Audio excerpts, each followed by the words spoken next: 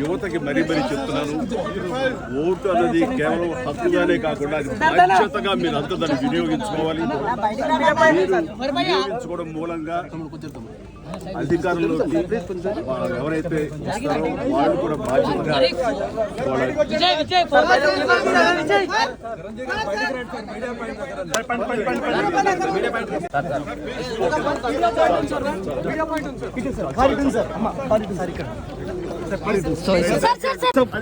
Chiranjeevi support India today. You voted today. How do you feel? Yeah, it's great, really. I mean, one second. Yes, sir. Yes, sir. Please. You voted.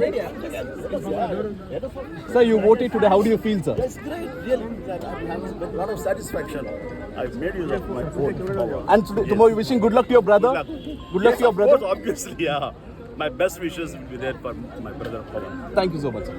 ఇలాగే ఈసారి కూడా నా vote హక్కు మా కుటుంబంతో సహా అందరూ వినియోగించుకోవడం జరిగింది. ఇదే విధంగా ఇదే సమయంలో ఒక్కరికి ఎప్పటిలాగానే మళ్లీ వినియోగించుకుంటున్నారు. ఈ ఓటు హక్కు వినియోగించుకోండి. ఓటు అనేది కేవలం హక్కు మాత్రమే కాదు, అది మన బాధ్యత. సో ఆ బాధ్యత అనేది మన దేశ రాష్ట్ర రూపురేఖలు మార్చివేస్తుంది. కాబట్టి సరైన నాయకులు వీళ్ళు మనకు న్యాయం చేస్తారు, మనకి సుపరిపాలన అందిస్తారు అన్న నమ్మకం ఉన్నటువంటి నాయకులకి మీ మద్దతు ఓటు ద్వారా తెలపండి.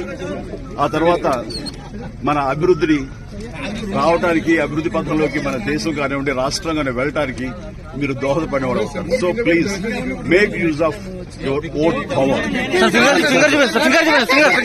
ఓటు హక్కు వినియోగించుకున్న వారికి అది